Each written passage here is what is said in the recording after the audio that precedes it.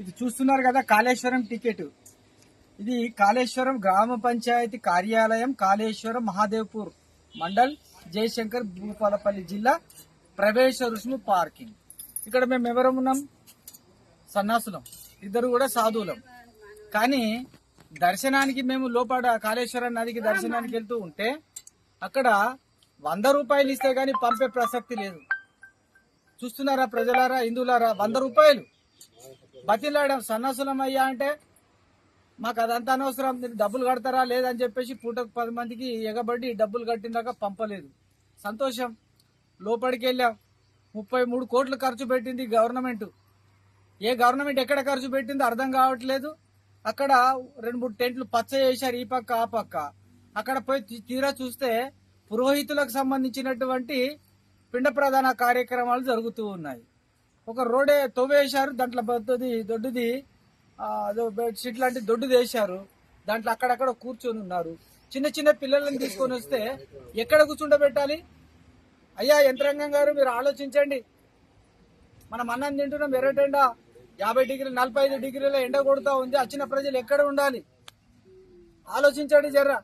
VIP దర్శనం, మీ విఐపీల గురించి మాత్రం బంగారం లెక్క చేసుకున్నారు. మరి మా అటువంటి బీద వాళ్ళకు వస్తే పూరి గుడిసె కూడా లేదు మాకు. ఇది మన తెలంగాణ ప్రభుత్వం ఏర్పాటు చేస్తున్నటువంటి పుష్కరాల గొప్ప వ్యవస్థ. మరి దర్శనానికి వస్తే సన్నాసులమయ్యా, మాకు ఆడవాళ్ళు ఉంటారు, మేము సైడ్ల పాట పోతామంటే 100 రూపాయలు కట్టు పో. మీరు పైసలు తీసుకోవట్లేదా? మీరు సాధువులు ముఖ్యం వదులుతున్నారని ఆ విధంగా చీత్కరింపు మాటలు మాట్లాడి, రెచ్చగొట్టే మాటలు మాట్లాడడం ఇది సమంజసమా? ఓ దేవాదాయ ధర్మాదాయ శాఖ మంత్రి గారు ఎక్కడున్నారు? మీరు బిజినెస్ చేస్తున్నారా? ప్రజల దగ్గర 100 రూపాయలు ఉన్నవాడు ఉంటాడు, లేనివాడు ఉంటాడు. ఆలోచించండి. మీరు మానవత్వం లేదా? కనకరం లేదా? మీరు హిందువులు గారా? జాలి దయ లేదా?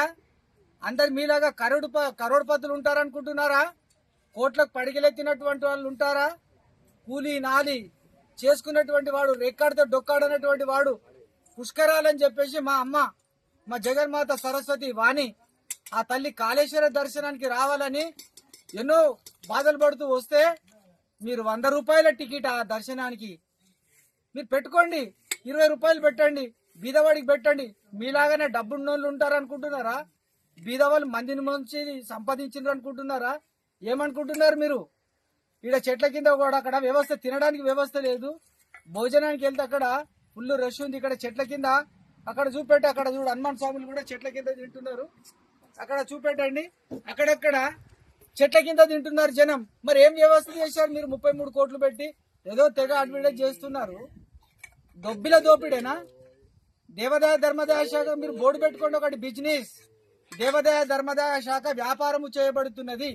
హిందువుల పట్టనే వ్యాపారం చేస్తున్నాం, మిగతా వాళ్ళ దగ్గర మేము చేయట్లేదు.